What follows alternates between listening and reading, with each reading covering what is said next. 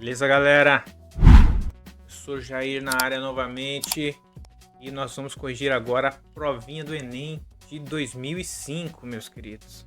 Esse é um ano muito especial, o ano que São Paulo ganhou o tricampeonato, olha só, mundial de clubes, olha que maravilha. Então, vamos começar a corrigir nossas questõezinhas de química.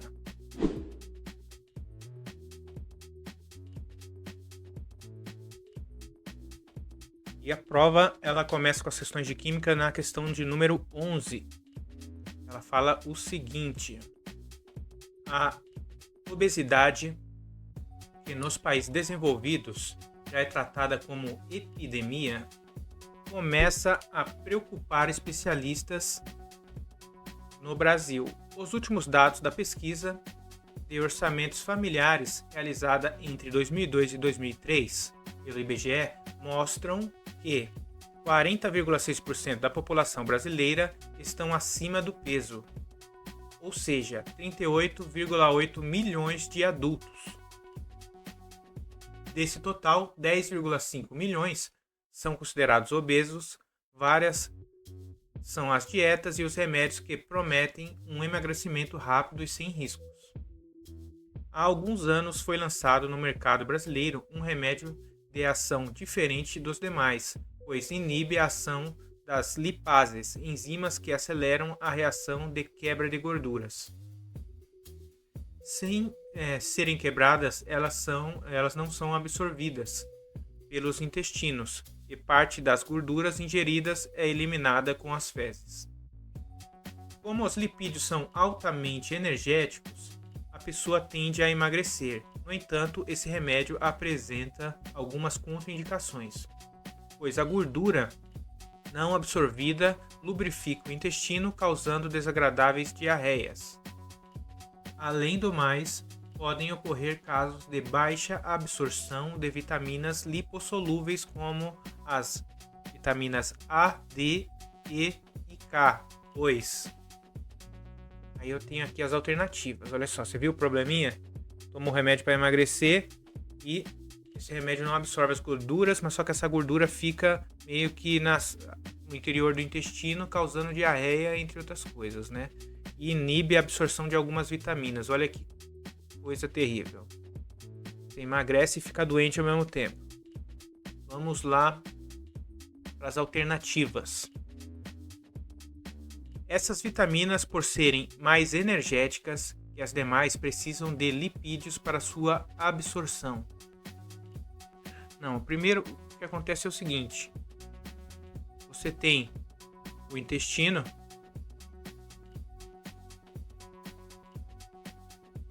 só que no intestino a gordura ela vai fazer tipo uma camada ali. Vamos fazer aqui com texto. E não vai deixar que as substâncias sejam absorvidas pelo organismo. Por quê? Porque elas vão ser absorvidas pelo intestino, não é isso? Vai ser degradado o alimento no estômago e vai ser absorvida pelo intestino. Mas aí ela vai estar aqui dentro do intestino, como tem a gordura, ela vai passar direto e não vai ser absorvido, grande parte delas, né? Então, não tem nada a ver aqui com a vitamina C mais energética do que as demais. Aí tem a B. A ausência dos lipídios torna a absorção dessas vitaminas desnecessária. Mas aqui não tem a ausência dos lipídios. Os lipídios estão presentes, mas só que eles estão no intestino, mas só que eles não são absorvidos por causa desse medicamento. E eles fazem essa camada aqui, ó, dentro do intestino, das paredes do intestino, e não deixam absorver algumas vitaminas lipossolúveis na quantidade suficiente. C. Essas vitaminas reagem com o remédio, transformando-se em outras vitaminas. Não, senhor. O remédio vai interagir o quê? Com as gorduras, não é isso? Com uma enzima que não deixa absorver gorduras, né? As lipases também desdobram as vitaminas para que essas sejam absorvidas. Não, senhor. Eles não desdobram vitaminas nenhuma. Eles vão fazer o quê? Mexer só com as gorduras, com os lipídios, né? Lipases é o quê? Ela quebra as gorduras, os lipídios. Quando tem esse ase aqui, ó, indica o que é a quebra de alguma coisa. Lipase, lipo, né? Então, tem dos lipídios, então a quebra de lipídios, né? Essa enzima faz. Isso não tem nada a ver. Essas vitaminas se desenvolvem nos lipídios e são absorvidas junto com eles. Perfeito. Perfeito. Por quê? Porque são vitaminas, olha só, lipossolúveis. Então, elas se misturam com os lipídios, com a gordura.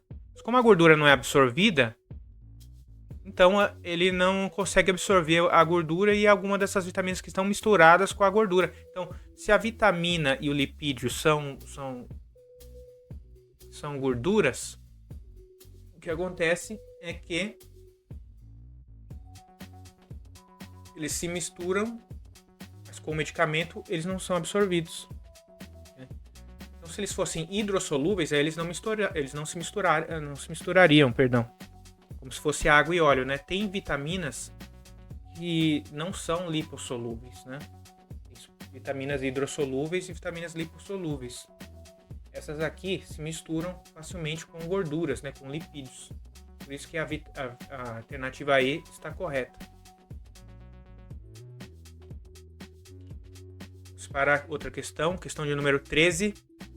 Fala o seguinte: diretores de uma grande indústria siderúrgica, para evitar o desmatamento e adequar a empresa às normas de proteção ambiental, resolveram mudar o combustível dos fornos da indústria. O carvão vegetal foi então substituído pelo carvão mineral. Entretanto, foram observadas alterações ecológicas graves com o riacho das imediações, tais como a morte dos peixes e dos vegetais ribeirinhos. Tal fato pode ser justificado pela decorrência. Aí nós vamos ver as alternativas aqui, né? Certo, então vamos ler as alternativas. Vamos ver o que tem a ver com tal fato justificado dessa queima do carvão vegetal para o carvão mineral. Aí ele fala o seguinte, olha só: da diminuição de resíduos orgânicos na água do riacho, reduzindo a demanda de oxigênio na água. Não tem nada a ver. Está queimando ali o carvão, ele não vai diminuir matéria orgânica nenhuma, tá? Aí B, do aquecimento da água do riacho devido ao monóxido de carbono liberado na queima do carvão. Primeiro que não vai aquecer a água do riacho e não tem nada a ver com o monóxido de carbono. Tá, formação do ácido clorídrico, diminuição do pH. Não. Primeiro que não vai formar ácido clorídrico, queima do carvão. Formar monóxido de carbono, CO2, fuligem, mas ácido clorídrico não. Do acúmulo de elementos do riacho, tais como ferro derivados do novo combustível utilizado. Também não vai acumular elemento nenhum você queimando carvão no riacho. Agora vamos para a letra E. Se não for a letra E, não tem mais o que fazer, né? Da formação de ácido sulfúrico no riacho a partir dos óxidos de enxofre liberados na combustão.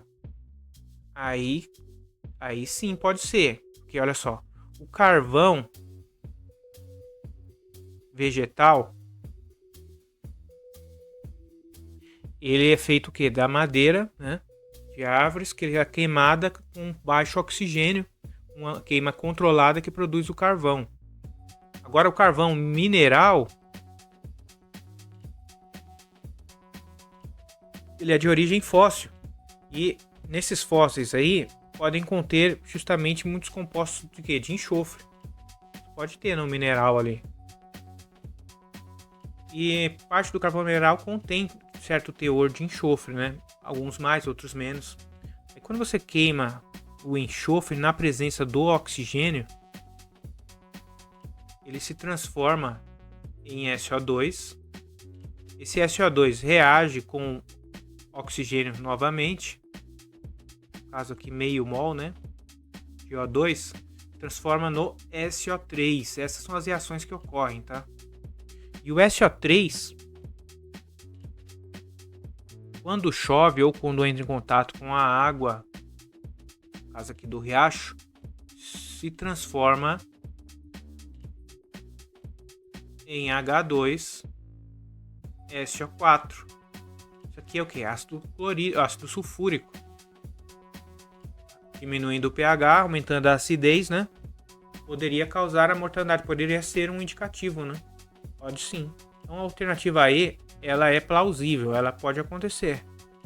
As outras não, as outras têm uns absurdos aqui, né?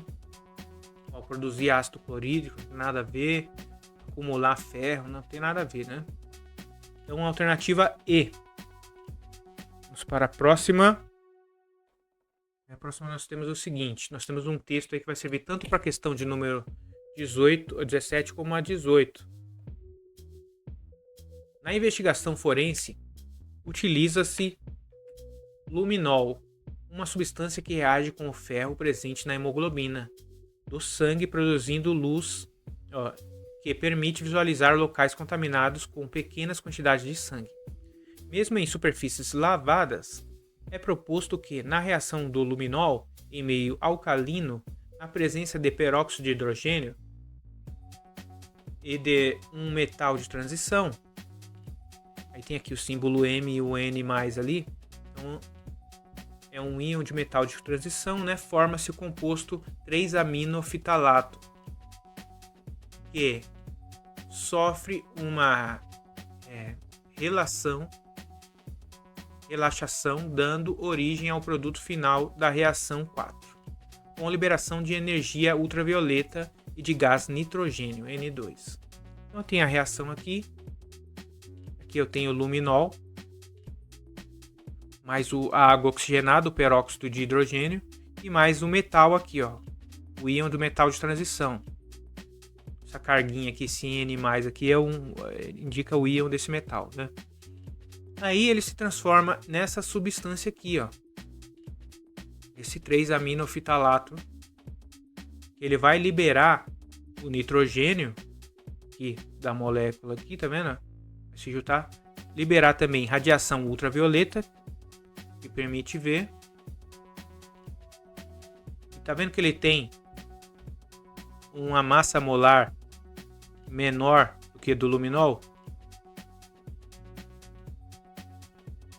Ele pergunta o seguinte: na reação do luminol está ocorrendo o fenômeno de... Aí nós temos aqui na 17 a alternativa A, olha só. Fluorescência quando espécimes excitadas por absorção de uma radiação eletromagnética relaxam, liberando luz? Não. Aí vamos para a letra C. Incandescência. Incandescência é quando a substância ela esquenta demais. E ela esquenta num nível que ela vai chegar em uma hora que ela vai começar a emitir luz, né? Vai emitir radiação na forma de calor e de luz. Mas a substância ela não se torna incandescente. Um processo físico de emissão de luz que transforma energia elétrica em energia luminosa. Não. Quimiluminescência, uma reação química que ocorre com liberação de energia eletromagnética na forma de luz. Perfeito. O que mostra a reação aqui, ó, que foi uma reação química onde os nitrogênios aqui na presença de água oxigenada e o íon metálico são liberados aqui, o gás nitrogênio, os produtos, e radiação ultravioleta. Aí você tem o íon aqui, ó, o radical, esse 3-aminofitalato, né? Então a 17 a C está correta. Vamos ver as outras para ver os absurdos, né? Fosforescência. Então, a fosforescência, gente, é um processo onde a liberação de energia na forma de luz, mas só que isso ocorre de forma devagar, né? É diferente da fluorescência, né? Fluorescência, você passa uma corrente elétrica ali num gás de baixa pressão e ele emite luz instantânea ali. A fosforescência, depois que você para de fornecer energia, ela ainda continua liberando luz, só que devagar, durante um longo período de tempo. Isso aí é onde que tem esse fenômeno. Por exemplo, na tomada, né? Quando você desliga a luz, tem algumas que são fosforescentes. Aí você sai e ela está brilhando ainda, porque ela está liberando luz, né? Mas nesse caso aqui não tem nada a ver com fosforescência. Fusão nuclear a frio, isso aqui primeiro que não existe, né? Fusão nuclear a frio através da reação química de hidrólise com liberação de energia, também não. Então aqui é a alternativa C. Isso aqui é um mito, né? Fusão nuclear a frio. Agora 18.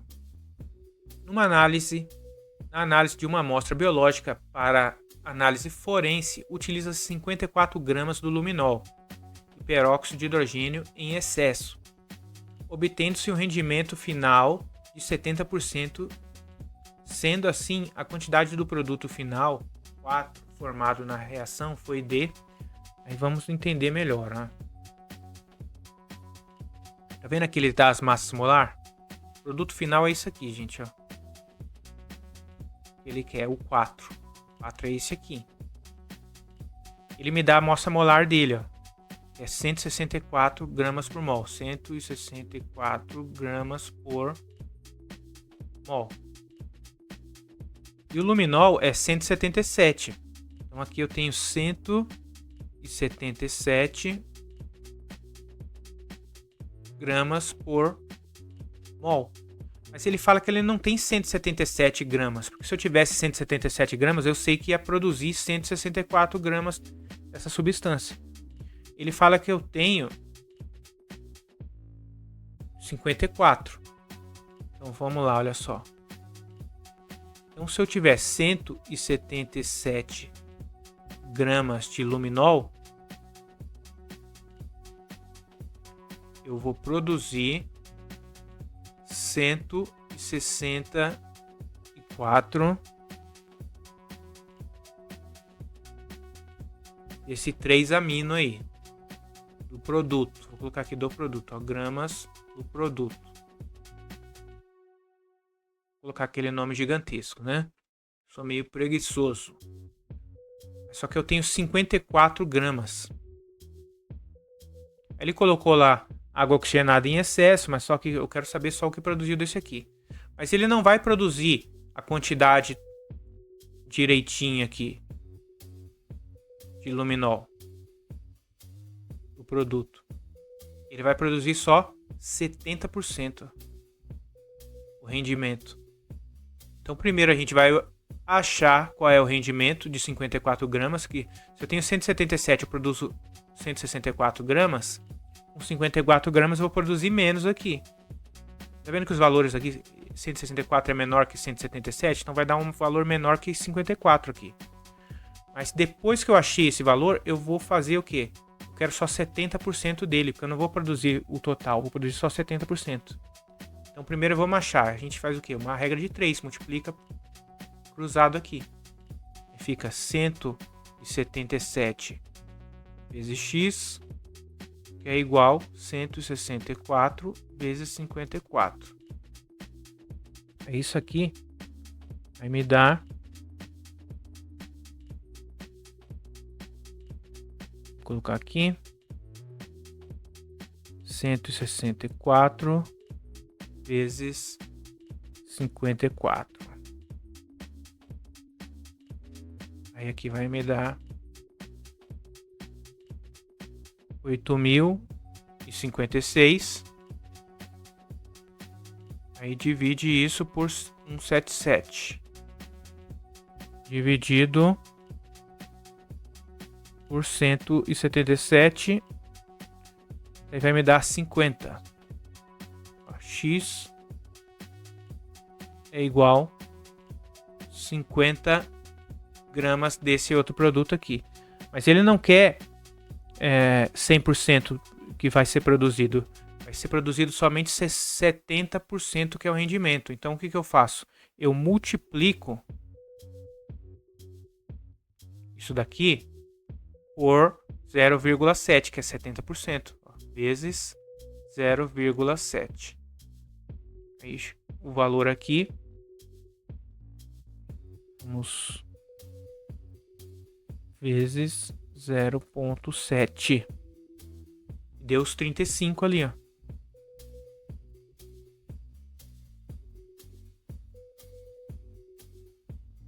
Tá aqui. 35 gramas. Que é a alternativa D. Olha que maravilha. Nós temos aqui a alternativa D como sendo a correta. A próxima. Questão de número 30. Ele fala o seguinte: um estudo caracterizou 5 ambientes aquáticos nomeados de A a E. Então ele vai lá, 5 ambientes aquáticos de A até E, né? Em uma região, medindo parâmetros físicos, químicos de cada um deles, incluindo o pH nos ambientes. O gráfico 1 representa os valores de pH dos 5 ambientes, utilizando o gráfico 2, que representa a distribuição estatística de espécies em diferentes faixas de pH. Pode-se esperar um maior número de espécies no ambiente. Aí vamos ver, olha só. Primeiro vamos pegar o gráfico 2 aqui, ó. E tá as faixas de pH, que vai de 3 até 11, né? Aqui o número de espécies. Qual é o que tem maior número de espécies? É esse aqui, ó. pH entre 7 e 8. Aí aqui eu tenho as faixas de pH, que vai de 0 até 10, tá vendo? Qual é o ambiente que tem o pH entre 7 e 8, que é onde mais tem espécies, que se desenvolvem mais, né? Olha só. O ambiente A, o pH está na faixa de 10. O B, o pH está na faixa aqui, ó, de 5 e alguma coisa. 5,5. O C, 6, né? O D, ele tá aqui, ó. 7 tá aqui no meio, ele tá entre 7 e 8. É exatamente aqui, ó.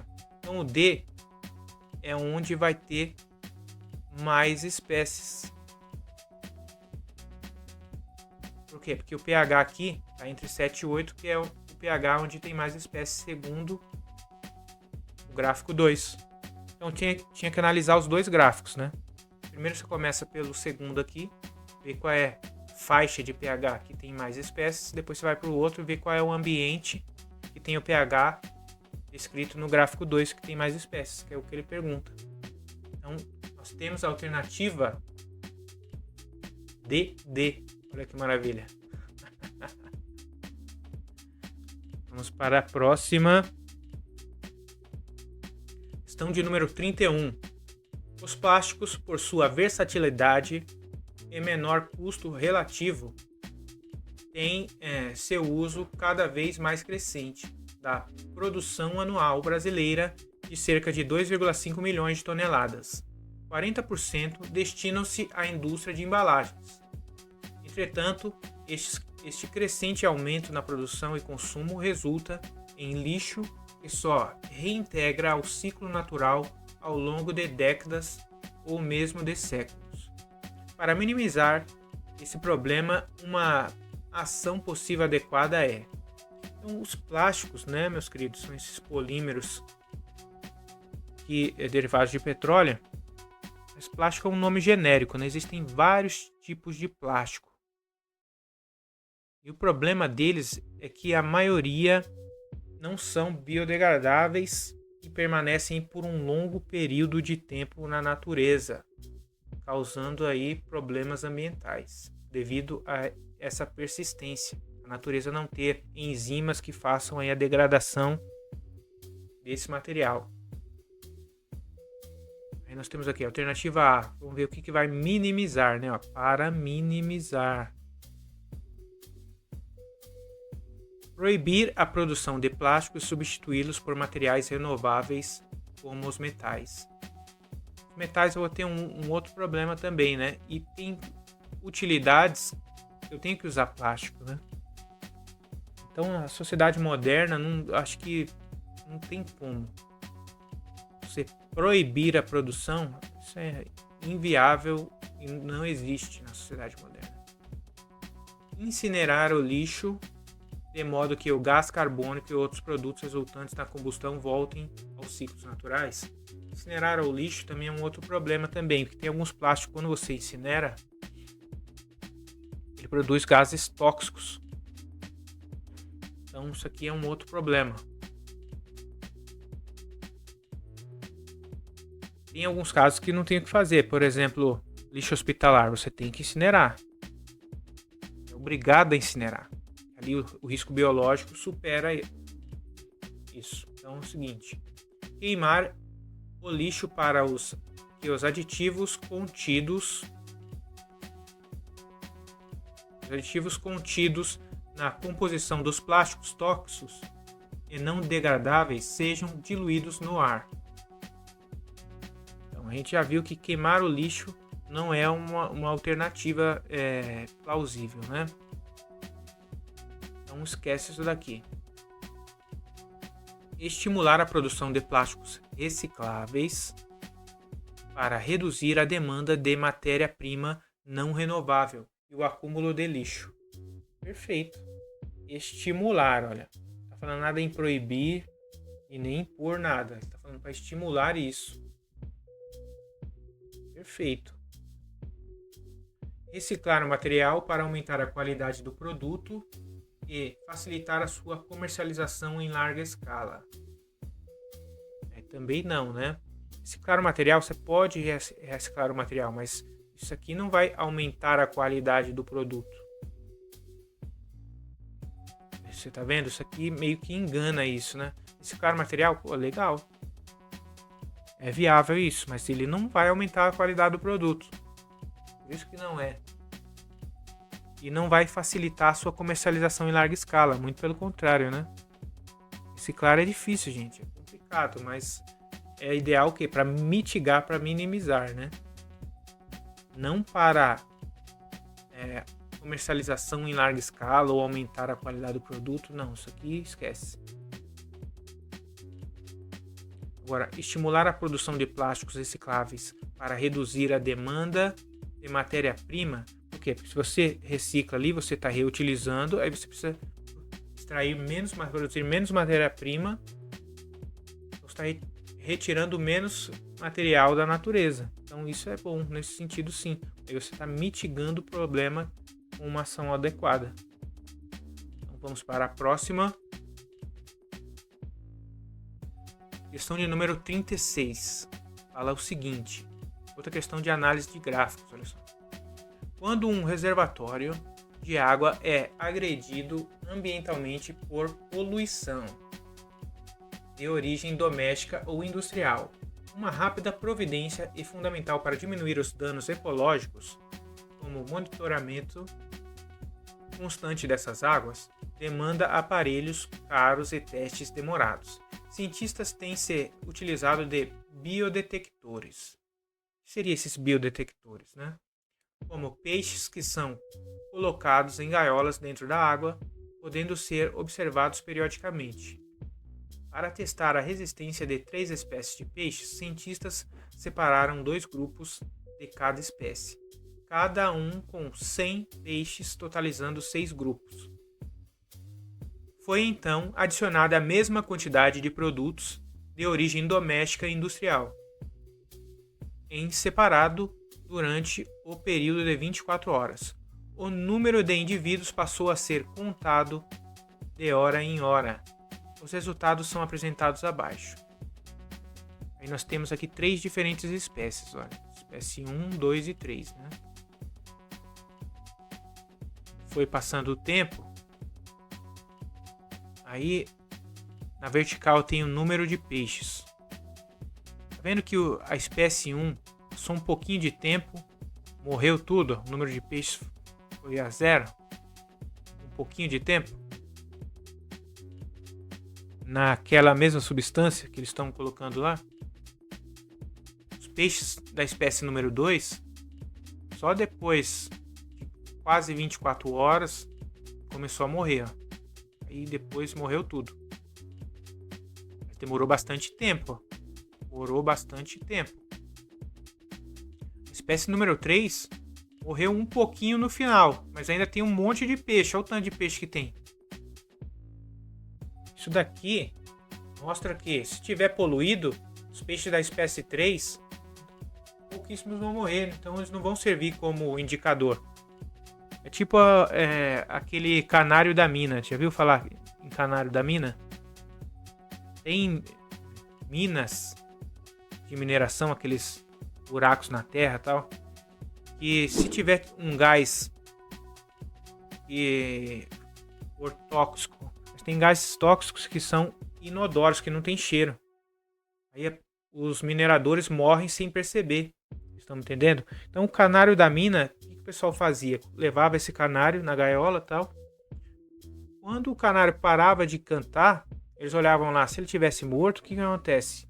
Ele é mais sensível a esse veneno, ele morria, o pessoal saía correndo e sabia que tinha um gás tóxico ali. Esse é o efeito do canário da mina. Os peixes aí seriam um canário da mina, entre aspas, da água poluída, né?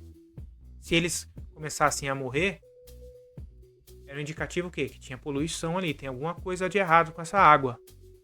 Então qual espécie serve para isso? Espécie 1. Elas são muito sensíveis à poluição, qualquer poluição elas já morrem, tá vendo? Então elas servem o quê? De um alerta. Eu coloco esses peixes ali na água, se a água estiver boa, eles vão sobreviver. Se tiver um pouquinho de poluição, aí eles começam a morrer, eu já sei, ó, a água está com problema. Eu tomo uma atitude, não prejudico a população. Pelos resultados obtidos, a espécie de peixe mais indicada para ser utilizada como detectora de poluição a fim de que sejam tomadas providências imediatas seria: eu tenho a alternativa A espécie 1, pois sendo menos resistente à poluição, morreria mais rapidamente após a contaminação. Perfeito. Agora vamos ver os absurdos das outras. Essa é a correta, né? Vamos ver as outras aqui. A espécie 2, pois sendo a mais resistente, ela não é a mais resistente. A gente viu que a mais resistente é a 3 aqui, ó. Ainda sobreviveu, depois de 24 horas ainda tem peixe lá. Haveria mais tempo para testes. Não, senhor. A espécie 3, pois, como apresenta resistência diferente à poluição doméstica e industrial, propicia estudos posteriores. Não, eu quero saber qual que vai me indicar para eu tomar as providências o mais rápido possível. A 3 não serve para isso. As espécies 1 e 3 juntas, pois tendo resistência semelhante em relação à poluição, não, uma tem pouca resistência a 1 e a 3 ela é muito resistente à poluição. Não tem nada a ver. As espécies 2 e 3 juntas, pois são pouco tolerantes à poluição, propiciam um rápido alerta. Muito pelo contrário. Então, como resposta correta, nós temos a alternativa A da questão 36. Vamos agora para a questão de número 40 do Enem de 2005, meus queridos. Nos últimos meses, o preço do petróleo tem alcançado recordes históricos. Por isso, a procura de fontes energéticas alternativas se faz necessária. Para os especialistas, uma das mais interessantes é o gás natural, pois ele apresenta uma série de vantagens em relação a outras opções energéticas. A tabela compara a distribuição das reservas de petróleo e de gás natural no mundo e afigura a emissão de monóxido de carbono entre vários tipos de fontes energéticas. Então, vamos analisar primeiro a 2. Aqui eu tenho emissão de dióxido de carbono. Tenho vários combustíveis. 1, 2, 3, 4, 5. A gente já viu que o que menos polui, menos emite dióxido de carbono é o gás natural. em relação aos outros. Óleos destilados, óleo residual, carvão de alto teor de enxofre, carvão de baixo teor de enxofre, todos emitem bastante CO2, emite menos é o gás natural. Agora, a outra tabela me diz o seguinte: em vários países eu tenho a distribuição em porcentagem de petróleo e de gás natural no mundo. De petróleo, se a gente vê, o Oriente Médio, ele tem mais da metade, sozinho, 64%. Isso aí, a estimativa é naquele ano, tá? 2005. Hoje a gente vê outras coisas, né?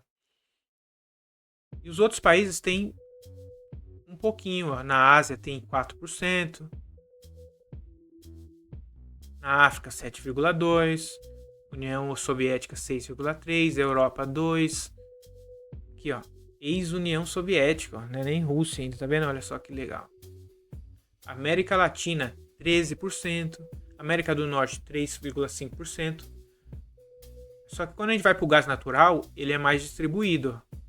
Tem uns que tem pouquinho, mas só que não tem um absurdo aqui do Oriente Médio que tem mais da metade, 64%. Ele tem só 33% de gás natural. E nós temos lá na região da União Soviética, ex-União Soviética, 38%. Aí nós temos mais ou menos a mesma quantidade dos outros aqui. Só que ele é mais distribuído, não é tão, vamos dizer assim, localizado igual aqui. Então, o gás natural, nesse sentido, ele...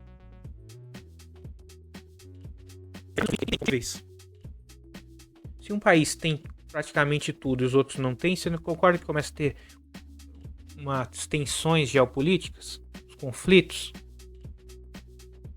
O gás natural, além de ele emitir menos, ele é mais distribuído.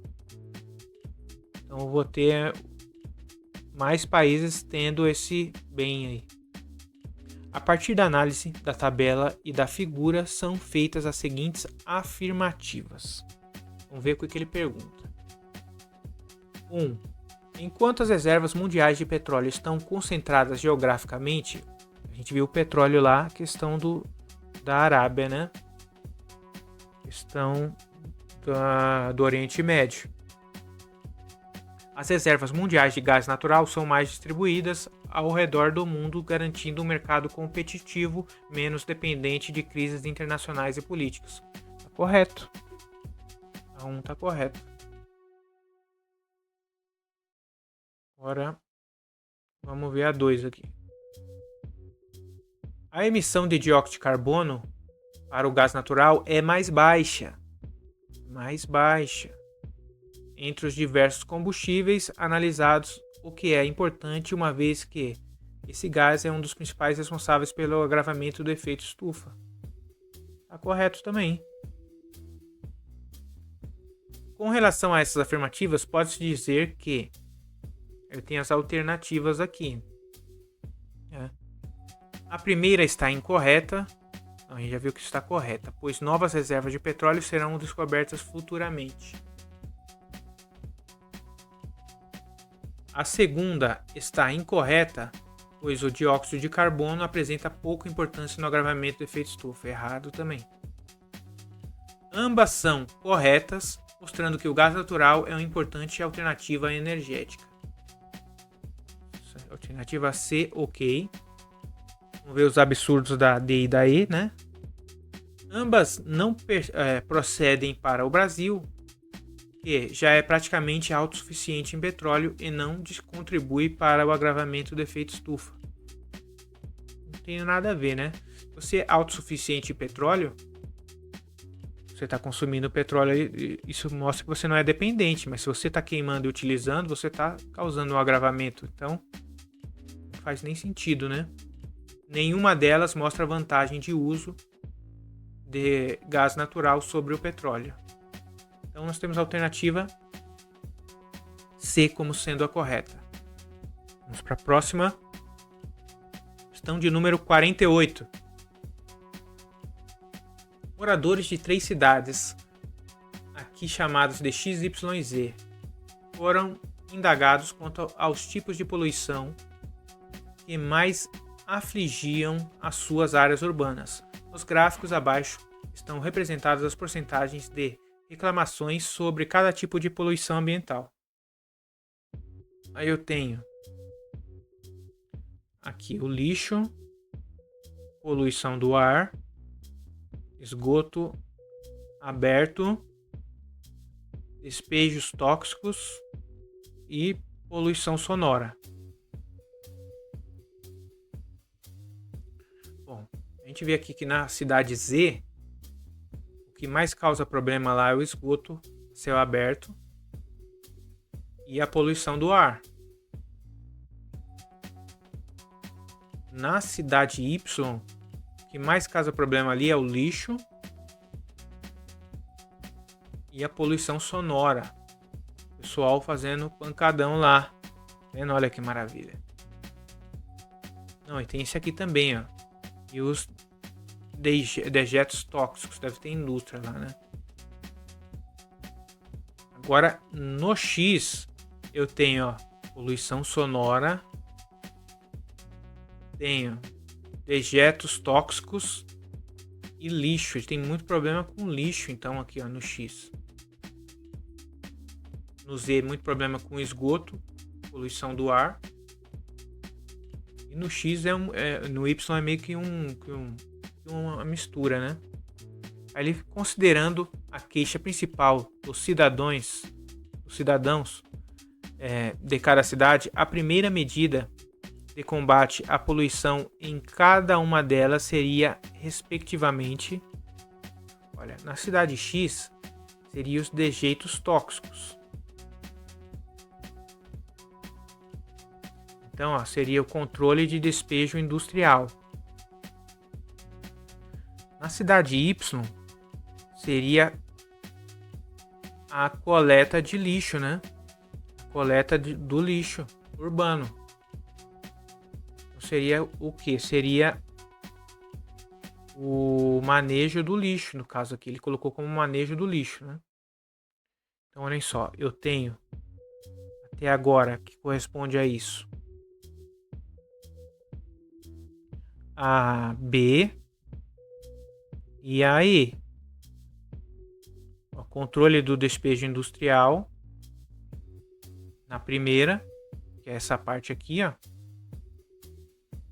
E aqui o principal problema é essa parte aqui, ó. Aí é o manejo de lixo, que tem o mesmo nos dois. E na última, essa parte branca aqui, ó, que é o esgoto a céu aberto. Tá aqui, ó, esgotamento sanitário. No outro tá controle de emissão de gases. E na Z é um problema também, mas só que o esgoto a céu aberto, esgoto sanitário é um problema maior. Então aqui corresponde a pergunta, é a alternativa E. Analisa o gráfico, vê qual é o maior problema de cada um deles e vê qual é aqui de corresponde. Então a alternativa E corresponde à questão de número 48. Vamos para a próxima. Questão de número 54. Pesquisas recentes estimam o seguinte: perfil da concentração de oxigênio, O2, atmosférico ao longo da história evolutiva da Terra, no período carbonífero, entre aproximadamente 350 a 300 milhões de anos, houve uma ampla ocorrência de animais gigantes. O que seriam esses animais gigantes? Dinossauros, né? Certo, aí, por exemplo, insetos voadores de 45 centímetros, anfíbios de até 2 metros de comprimento. No entanto, grande parte da Terra, da vida na Terra, foi extinta há cerca de 250 milhões de anos durante o período Permiano. Sabendo-se que o oxigênio O2, né, é um gás extremamente importante para o processo de obtenção de energia em sistemas biológicos, conclui-se que... Aí onde é que tá? Ó, tá vendo aqui? O gráfico. Esse gráfico aqui, eu tenho na vertical a concentração de oxigênio. E aqui nós temos um pico, né? Aí ele fala mais ou menos entre 300 e 350 aqui.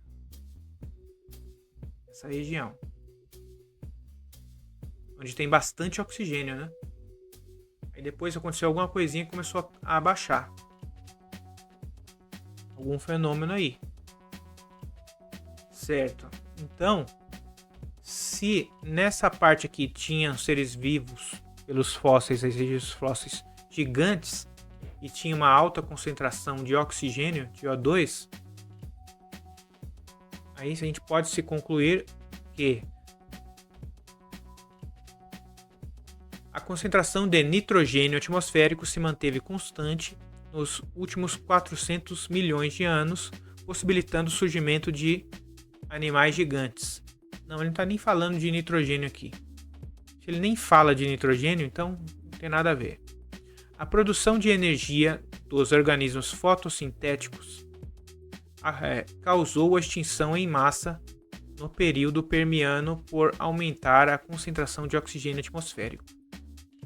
Não, a pergunta afirma o contrário. Se afirma que esses seres vivos que necessitam de bastante oxigênio, eles só foram possíveis ter naquele momento exatamente pela quantidade de oxigênio, né? Se não tivesse tanto oxigênio assim, eles nem conseguiriam se desenvolver, né? Então, também está errada. O surgimento de animais gigantes pode ser explicado pelo aumento da concentração de oxigênio atmosférico, o que possibilitou uma maior absorção de oxigênio por esses animais. Perfeito. Então, primeiro veio o surgimento da grande quantidade de oxigênio, principalmente por uma flora fez bastante o quê? Fotossíntese, né? Liberou bastante oxigênio para o ambiente, mudou a atmosfera, diminuiu a quantidade de CO2 na atmosfera, aumentando a quantidade de oxigênio. E isso propiciou o quê? Ter esses animais que necessitam de bastante oxigênio. Então, primeiro veio o oxigênio para depois vir os animais, e não o inverso. O aumento da concentração de gás carbônico atmosférico no período carbonífico passou mutações que permitiram o aparecimento desses animais gigantes. Não tem nada a ver. Então, mutações não foram por causa de gás carbônico, tá?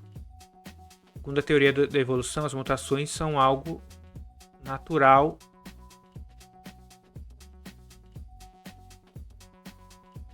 Alternativa E, a redução da concentração de oxigênio atmosférico no período Permiano permitiu um aumento da biodiversidade terrestre por meio da indução no processo de obtenção de energia.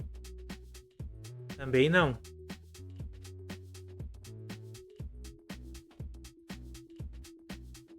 Então, porque ele fala que no Permiano que houve o que? A extinção. É o que ele fala aqui no texto. Ó. Período Permiano. Lá em cerca de 250 milhões, esses animais gigantescos, eles deixaram de existir. Então nós temos a alternativa C como sendo a correta. A próxima, questão de número 62.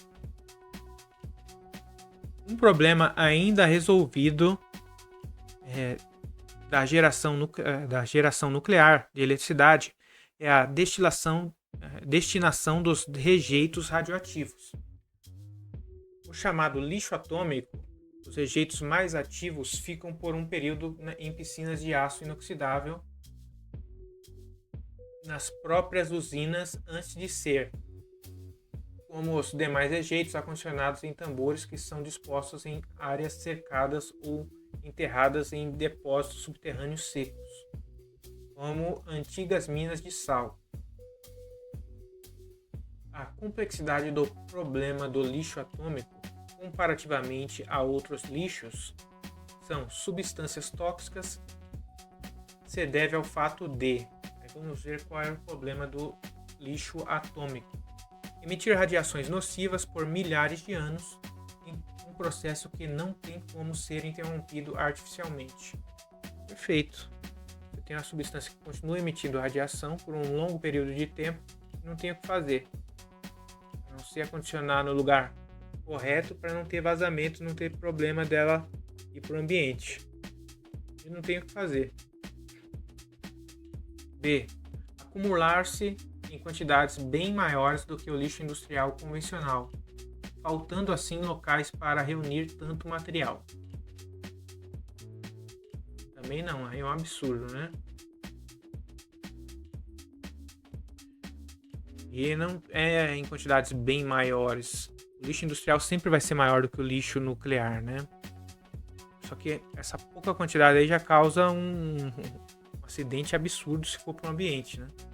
Então, mesmo sendo pouca quantidade, ser constituído de materiais orgânicos que podem contaminar muitas espécies vivas. Não tem nada de material orgânico. Esquece.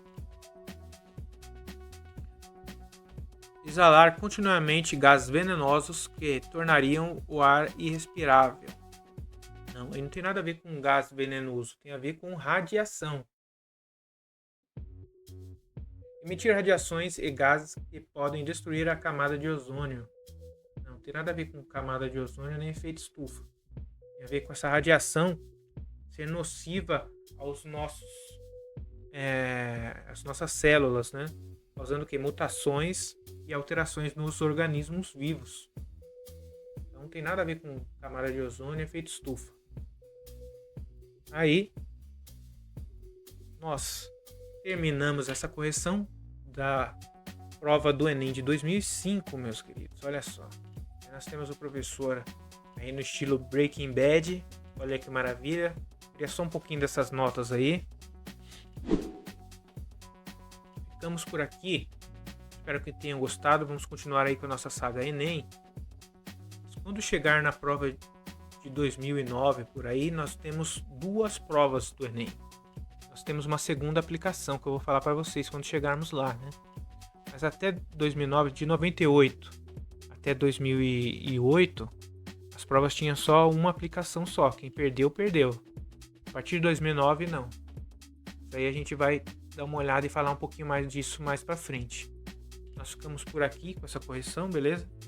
E curtam aí se gostaram e se inscrevam no canal, beleza? Tchau, tchau.